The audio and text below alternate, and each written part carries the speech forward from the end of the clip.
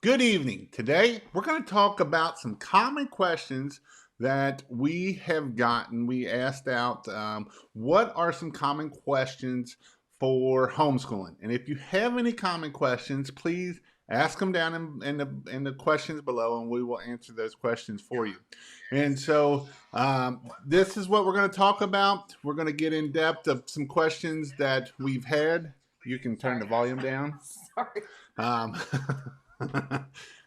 so what we're going to do is first I'm going to kind of give my backstory of how I was grown and raised, and and some Corn-fed. corn fed, and so that is kind of what I'm going to hit there. Then we'll kind of go into the questions, and then we'll ask if we have any comments in here. We'll ask any We'll questions try to that come get out to here. it. If we don't get to them during the video for some reason, we'll get to them later and We type may out do an answer. another video or something. Yeah, This is we might do another video.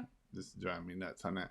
All right, so let me try this here. So with that being said, I just wanted to kind of go over who I am. So I'm Jason Guyman. I was born in Northern Kentucky, raised up in Northern Kentucky, and I was homeschooled for from second grade on. I went to first and second, and then third grade was my first year out of I was homeschooled from then on. I did several different curriculums. Some of them was a lot tougher for me.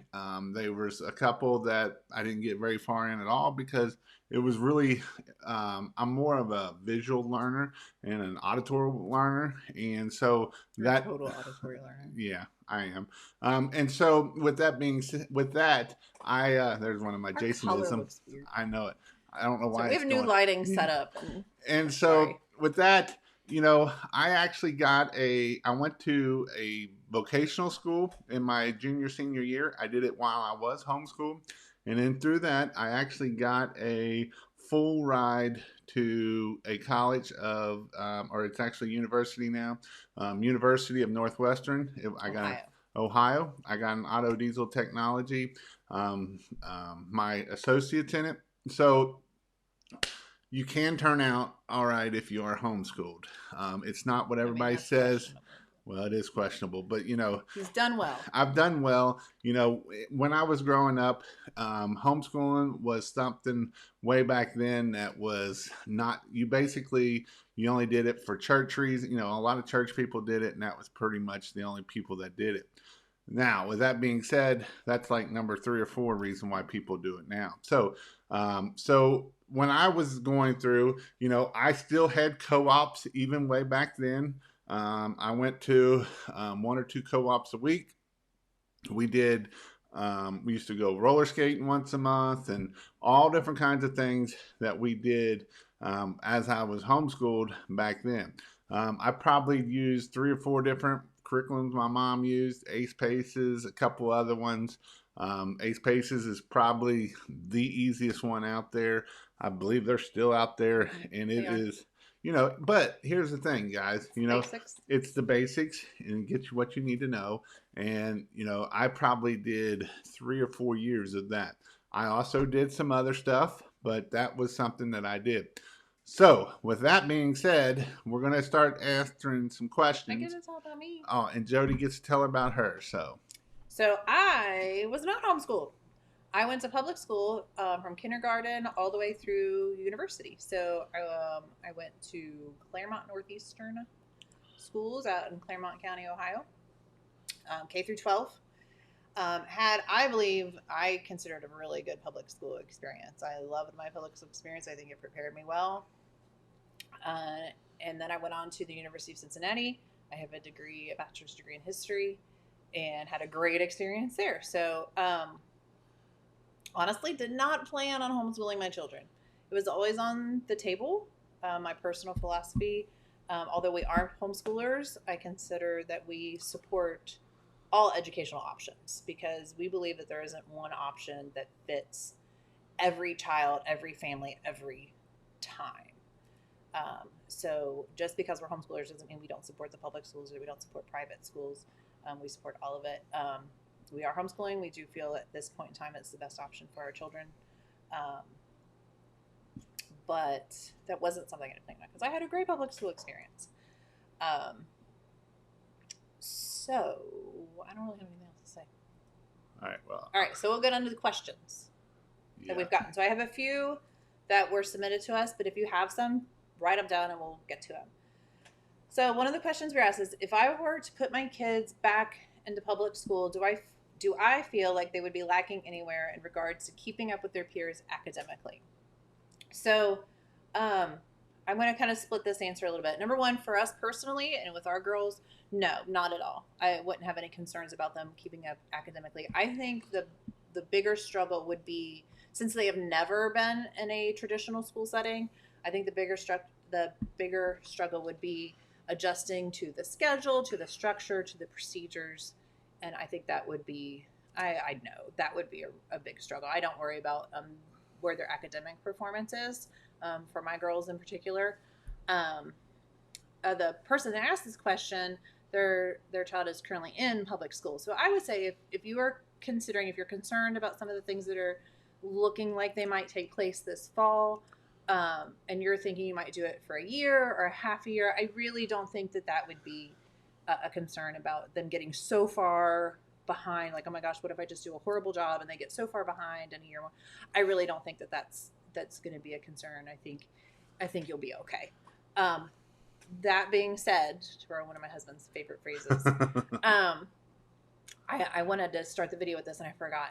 I know there are a lot of people out there that are considering homeschooling for the fall. We've already been approached personally by, I think, 5 different friends with questions and that normally would not be considering homeschooling, but because of the things that have happened with the shutdown and with COVID, and they have different concerns. The first thing I want to say is, generally speaking, and this isn't just for schooling, this is for anything, it's not a great idea to make a decision out of fear. So I understand there might be some fear behind your reasons, but don't make that decision when you're in a place of fear. So take that time to, and maybe it's not fear, but I'm worried about what school's going to look like in the fall. Take some time to do your research and prepare either way, but make sure you're coming at a place where you're not feeling that anxiety right at the moment when you're making that decision. Because just kind of a general life rule, the best decisions don't always come out of the heat of fear. And when you do start homeschooling, it's going to take some adjustment. It's going to take some time. And you're going to have to do some unschooling a little bit, because although the summer might accomplish that. It might, but and what I mean by unschooling is you might have to take a month off, 3 weeks off, just so that they're in that such of a habit that when you're homeschooling, you really don't have that habit of, from 9 to 10 you're at this class, from 10 to 11 you're at this class, from 11 to 12 you're at lunch. You kind of can go at it however you want.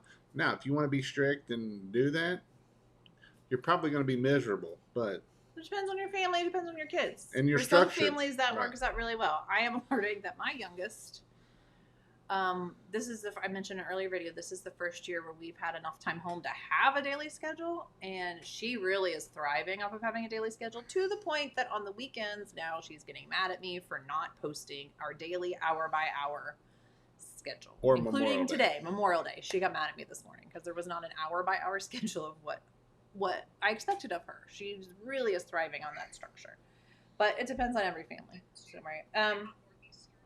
So I'm looking at my notes to make sure I cover everything. So the nice thing, about keeping on with their peers academically. So one of the nice things about homeschooling, especially if you end up doing it long term or whatever, is that in most states, you're not required to be on the same grade level in every subject.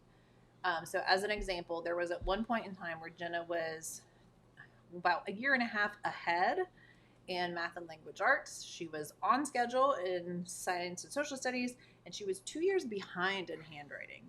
She had some gross and fine motor delays.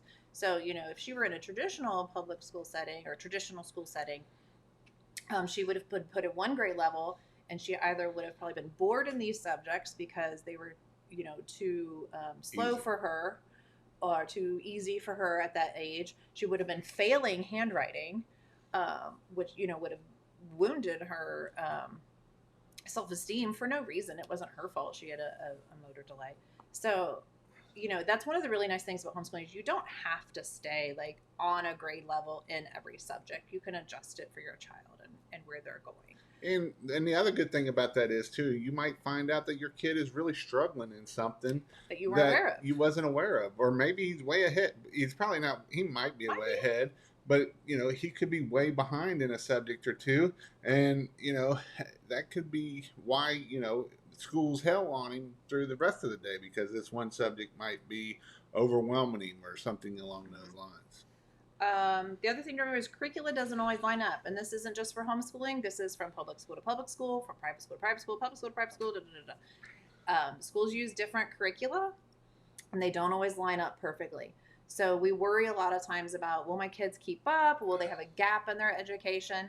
And that's really kind of a myth, this idea of an education gap. And the reason I say that is because you cannot possibly teach every fact known to man, and you can't teach it in every possible way. You can't present it. So um, when you're looking at that, you can check out the scope and sequence of different curricula that kind of gives you the big ideas that they cover in that grade. But the idea that you're going to 100% match this 100%, that's not going to happen. But that wouldn't happen even if you move to a different area and switch to another public school, or even if you move from a public school to a private, or a private to a public. Like that, the curricula don't 100% interlock and match up with one another. So that's something just to keep in mind, and to help give yourself a little bit of grace when you're worried about that.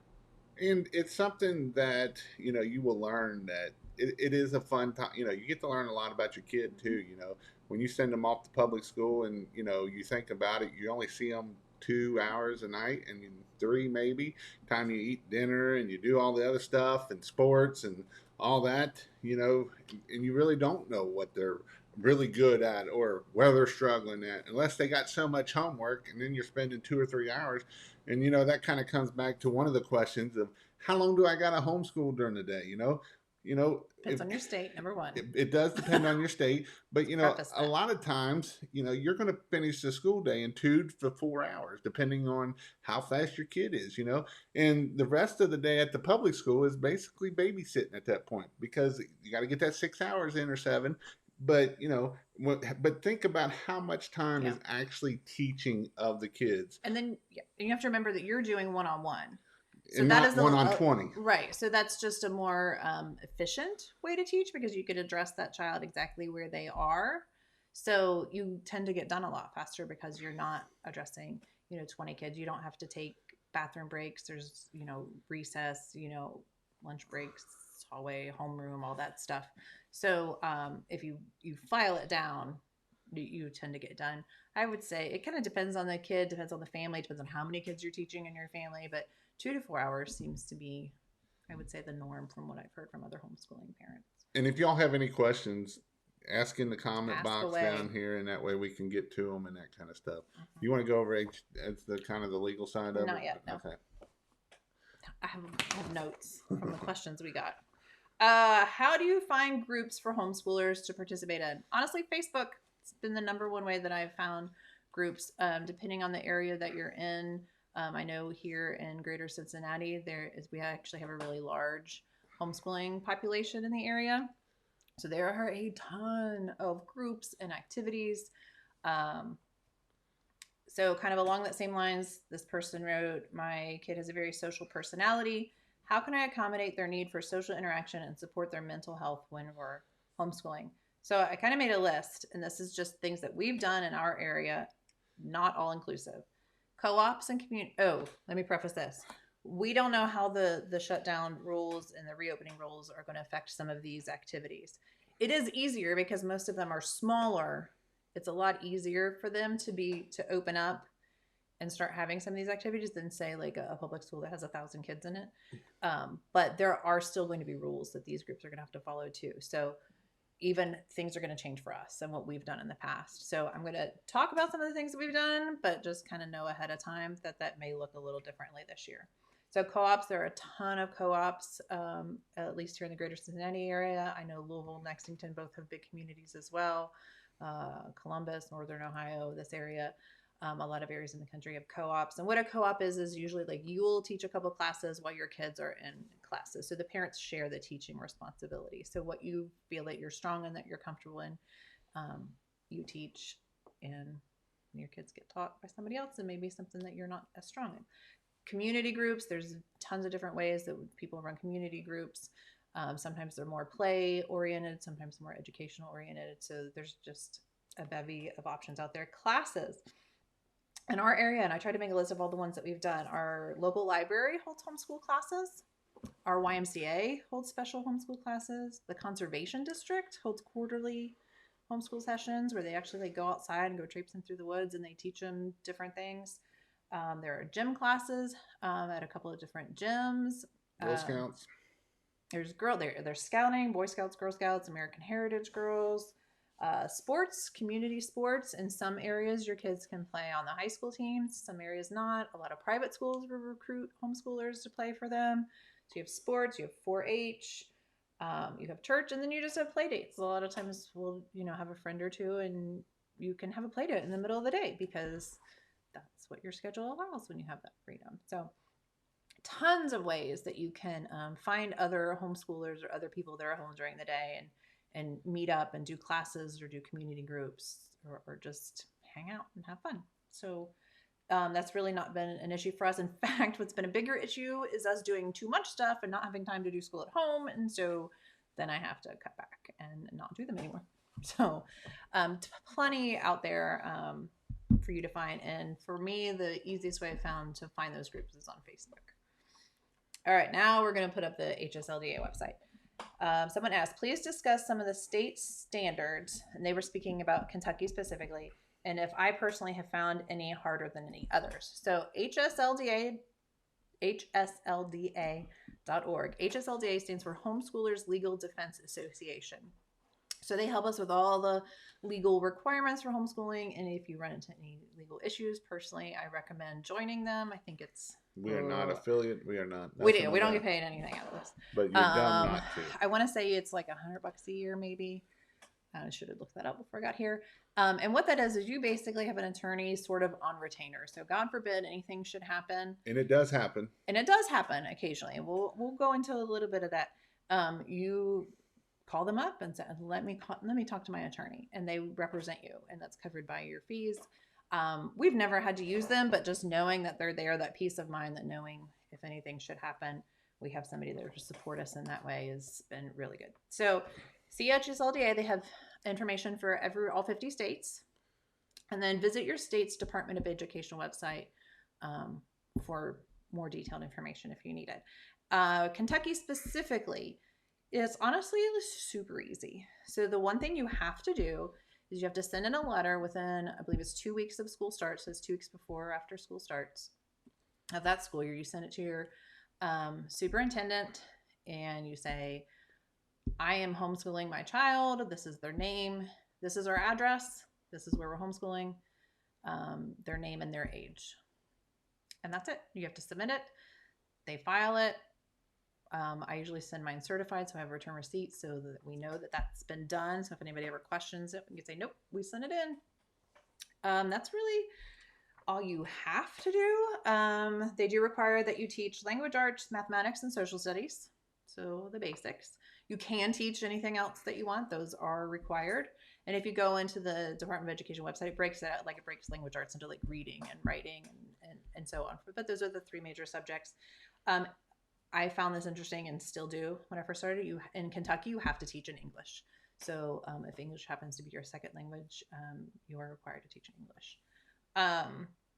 And then they do require that you teach for a certain amount of days a year and hours. They added the hours a little bit ago, about a year or 2 ago.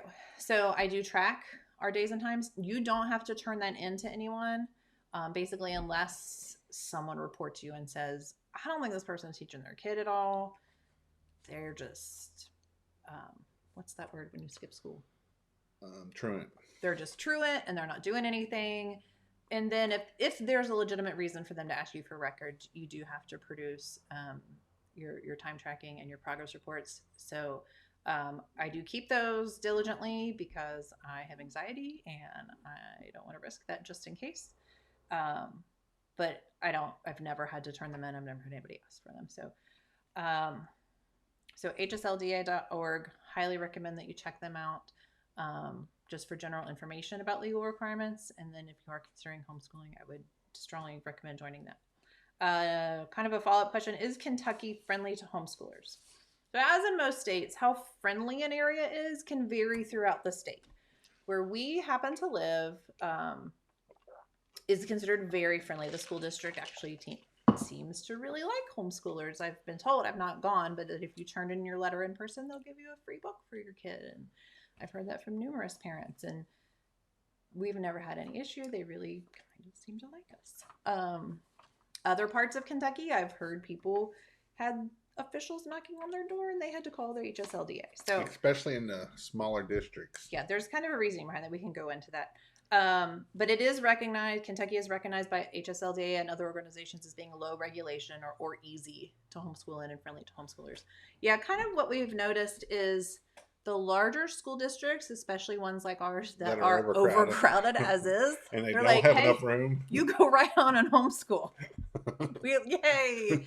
We couldn't handle all of you back in our school. Other districts that, so some of the funding that comes at the state and federal level is actually paid not only on students enrollment, but also on attendance. So when states or when certain districts, and it tends to be small, often rural, poor districts start losing more students to homeschooling, what the administration does, instead of asking why people are homeschooling and maybe trying to address those questions, instead they tend to lash out and make it hard on the homeschoolers. That's just been my observation through the years from hearing people's personal experiences and where those things to happen. And sometimes they'll post pictures of the letters that they get, and that seems to be the case. So unfortunately that does happen, but it's not common by any means, but it does happen. All right. I am not patient enough to teach my children. Will you do it? I wrote down in my notes, haha, no. I am not patient enough to teach my children. Probably if you would ask a lot of public or private school teachers if they were patient enough to teach children, they'd probably say no too. It does take a lot of patience. I do not always have patience. Sometimes I yell at my children. Once I sent Jenna away to live with my parents for 3 days because we were at each other's throats. It happens. It happens. It's parenting, it's teaching, and sometimes it's hard. Like marriage is hard, or your job is hard, or almost anything worth doing is hard. So you are patient enough to do it. You are able to do it. I'm not saying it's going to be easy. I'm not saying there aren't going to be struggles, especially that first year. But it's worth it. Almost anything worth doing has hard moments and can be hard. So, and you will get through it. And you will get through it. You will get through it. But to answer the question, no, I have no interest in teaching other people's children. Which is weird because at one point I was going to school to be a teacher. Okay. What curriculum do you recommend if I plan to return my child to public school or private school? So there are plenty of really good curriculum out there. If you plan on returning your child to public school after a year or a half year or whatever the case may be, I would recommend what's called a traditional curriculum. And that is what it sounds like. It is modeled after the way that public schools teach, the traditional schools setting. Two that we have used that I highly recommend is Abeka. It is Christian-based. It is traditional. And a power homeschool done by Acellus. And we'll put those, Jason's putting those links up, and we'll type them out in the comments or description later too. Those are both that we have done. I recommend both of them. And they are taught in a traditional manner. And so that'll kind of was talking earlier about the different curriculum, and they don't always line up perfectly. Those will line up a little bit better than if you were to go do a classical method or a Charlotte Mason or an unschooling method. The good thing about Abeka, it's spiral learning, which means they'll hit it here and then they'll go a little bit deeper and hit it again. Yeah. And so, it can kind of pick it in and it'll help you bring it and build on it. And if you're not in there, it'll also kind of teach you. So when you go a little bit deeper, that it will keep you going and making you. So if you get into it and your kids miss something up here, it's going to come back around a little bit deeper, and you're going to pick it up again. Yeah. So that's one of the things that I really like about Becca. But those are some traditional curriculum. If you think that this is going to be a temporary thing, you're probably only going to keep your child out for a short amount of time. I would recommend looking for one that is traditional. And I think you have the website for Kathy Duffy Reviews. Yeah. Kathy Duffy is someone who has done a fantastic job of reviewing a multitude of homeschool curricula. And you could actually on that site search by teaching method. So if you search for traditional, you'll get a whole list of traditional homeschooling curricula that you can look into and check out. Similar question, what curriculum do you use? What curriculum do you recommend? So again, Kathy Duffy's website, there's so many really, really good ones out there. We started with Jenna and Abeka for first grade. And we did the whole grade, all first grade, all Abeka. Excuse me. We've ventured away from it throughout the years. We've always kept some parts of it, like at least one subject, Abeka. For this coming year, she'll be going into 7th grade, and Jillian will be going into 1st grade, and we are coming back to all Abeka for all subjects. Abeka is a tough one. It's not one of your easier ones. It is considered a more challenging curricula. Because you will actually kind of be a grade ahead of the public school a lot of times. Depends on your district. Right. Not even your state. Depends on your district. As we all know, there are districts that are known for being better academically than others. So depends on your district. I wish I could say this lines up perfectly with this grade at every district, but it doesn't work that way. So so we're coming back. Jenna will actually be doing. She'll be going to 7th grade, doing the Abeka Academy, which is she'll basically be a student in their private school. It's an online private school, the Abeka Academy in Pensacola, Florida. And so we're going the accredited route with her for 7th grade. Jillian will be doing. I already answered that, Nick. So I put that up there. Nick wants to know if he can send his kids here. I already answered that a few minutes ago. So You're no. too far away, dude. No. And then Jillian will be doing Abeka parent-led, which means that I have all the books and all the curricula. In Abeka's, one of the things I like about it is they send you lesson plans. They tell you what to write on the board, when to play games. They give you suggestions on what words to use. Like, that's why I picked it in the beginning, and that's one of the reasons I love it now, is it walks you through every lesson. And I really like it. So we're going back to it. We have used Charlotte Mason method. I have put together my own lessons. I stopped doing that because honestly, it was just so time consuming for me. And I have a tendency to want to go really deep. So when we were studying American history, I spent way too much time in the American Revolution, and we didn't get much farther. We've done classical conversations. We did 2 years of that. That's a classical method. Excellent curricula. It's good for if you're an audible learner. And that's why we moved. Jenna's an auditory learner like this one, and I realized that. And so that is why we went to CC to begin with. Really, again, a very strong curriculum. And then when we were traveling more, we switched to Power Homeschool through Acellus, which is an totally online curricula. The only thing they don't do online is writing. Academically, I've been very pleased with it. It's 100% online. The reason we moved away from it is the girls and I all felt that we didn't like that it was too hands-off. I didn't know what they were learning. They didn't like that they weren't getting time with mommy. So we decided to go back to more of the parent. Like, we still use that to supplement our instruction. It's one of the more affordable options as well. So yeah, you have that up there. Yeah. So if you're looking for that, it's online. They should be able to, even Jillian, even at the kindergarten level, they really did an excellent job of, she could sit down and do it pretty much by herself, which was nice in some ways, but then it was kind of weird that my kindergartner was learning things and, like, I don't know, I didn't even know. Because it's weird for me because we homeschool. Yeah. But anyway, it is one of the more affordable options too, so we kept it just as a supplement to the other things we're doing. Okay. Any questions? All right. Any questions from you all? Please No, ask. I mean, nobody's asked any questions, but please ask if you have any. We're not experts, but we've been doing it for 6 years, 7 years. Going into 7th year.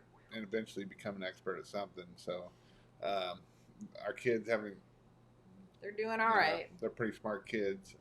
They look a lot bigger than what they are, and so Huge, and they keep growing. that is something that they play sports. We give them a lot of Jenna plays sports. They do horseback riding. And that is things that with the other kids. A lot of people think, well, homeschooling, you're going to be these weirdos and stuff.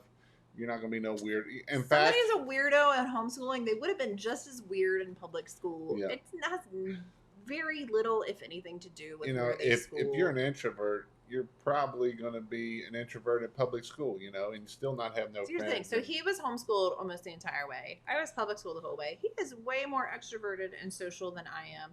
And I am still introverted and socially awkward and put my foot in my mouth every other day. Like, it really, like, that, I don't know that that really affects anything. I will say this, the one thing I do like about um, homeschooling is that in a traditional school setting, you tend to be around kids that are all your age. Since you all live in the same area, you have generally the same socioeconomic level, um, And that sort of thing. You tend to be with people who are like you. right. Jenna has taken class, and I'm using her because she's my oldest one, so we've done a bevy of things. She takes classes with kids that are 3 or 4 years younger, 5 years older, different religions, different races, different economic levels, like different people who had learning struggles, people who were gifted. Like, I feel like it's a larger mixture of people than you get and then let me say than I got in a public school setting. So I feel like there's a lot of benefits to that. And then the other thing is something that I really liked is because you have parents around all the time, even in these community groups and that. I'll just use an example. There's, in a traditional school setting, there's only so many staff, so many teachers trying to manage this many kids. And you do have times when behavior slips through the cracks and is done either without the teacher noticing or without them having a chance to correct. So just to give an example, I remember this example vividly. We were at a classical conversations and they were having recess and they got recess. And there were always two parents that were assigned to recess duty to basically make sure things are safe, but also make sure the kids are behaving themselves. And there was an instance where a kid called somebody else a name. Seemingly minor thing. But buddy, both parents were on it and corrected that behavior. And this was a group of, I think we had 4-year-olds through like 13-year-olds playing together, and they were playing together generally very well. There was the one incident, somebody called somebody else a name. Both parents were on it, not being mean, but just correcting that behavior. We don't call names. That's not an appropriate way to talk to someone else. Apologize. Da, da, da. The behavior was fixed before it escalated to anything else. The kids went back to playing. There was never another incident. And that's something that I really appreciate in the homeschool setting is because you do have more parental involvement. You do have, I think, more of a chance to catch those things quickly before they escalate into a problem. That's it. All right. I only have 2 more questions. So if you have any questions, type them up. How can I possibly teach a bunch of ages / grades all at the same time? Now, I don't have a ton of experience in this. We only have 2 kids. But we have friends that have 10. We have friends that have 10 kids. And we've sat through seminars.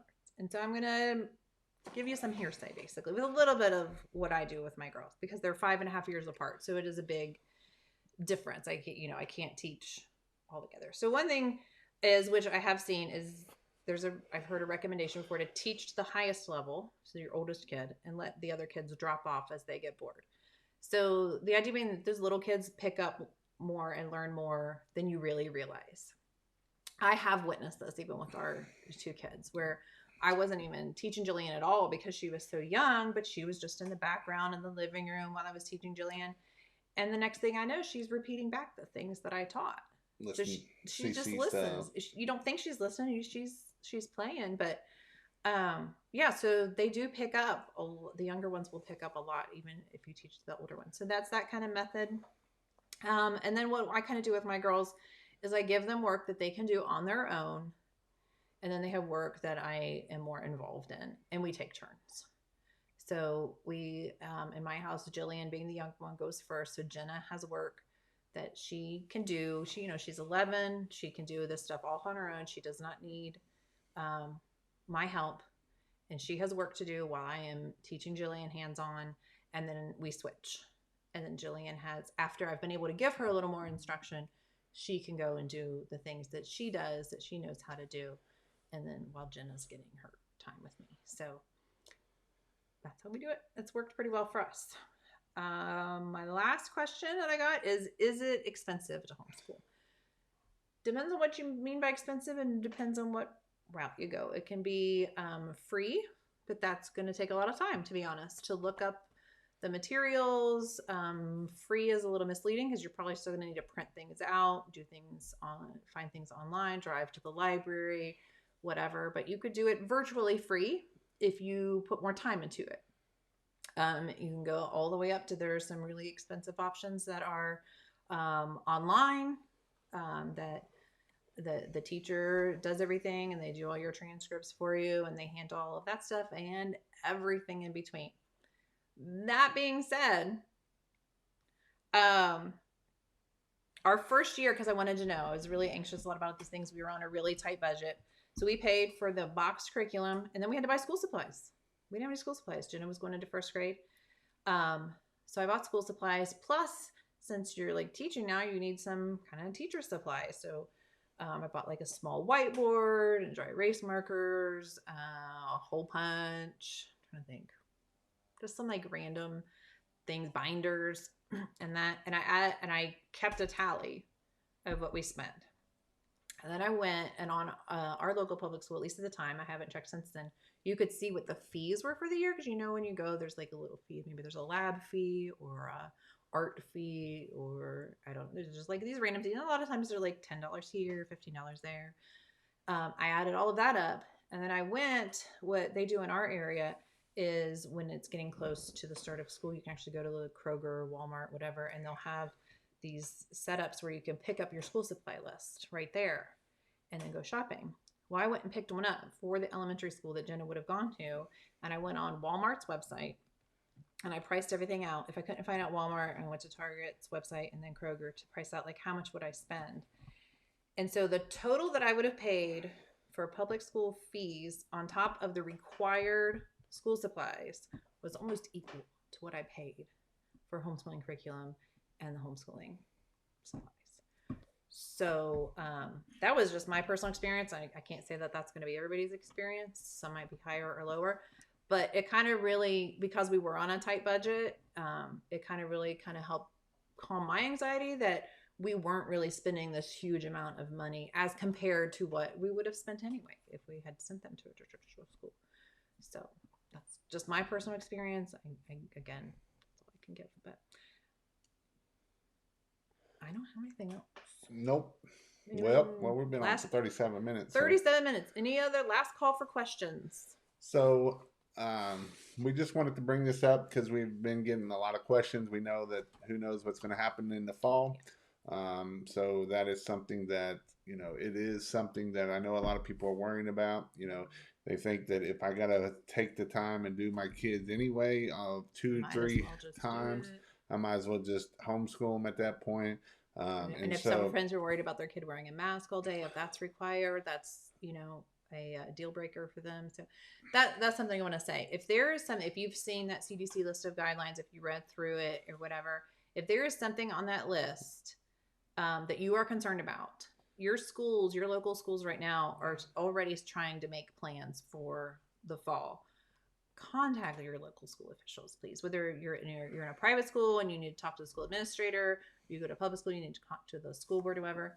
Nicely and courteously call and let them know I am concerned about these things. It would probably be very helpful for them to know, hey, this one doesn't bother me at all, but this one would be a deal breaker and I will probably pull my child if you implement this. And just let them know where you are as a parent so that they know, as they're making these decisions, they at least have that input for you. Again, please be kind and courteous. They are just trying to do the best they can for all of the children in their care and still meet all of the recommendations and requirements that they can that are being handed down to them. So please, please, please be kind and courteous. But if you are concerned about it, you really don't want to homeschool, you loved your kid was having a great public or private school experience, but you've got some concerns based on what you're seeing of these guidelines, just please let them know, communicate with them, and let them know where you stand, and so that they can maybe plan accordingly, maybe based on your feedback, or maybe you'll at least know better where you stand, and you'll know that you at least made an effort to talk to them.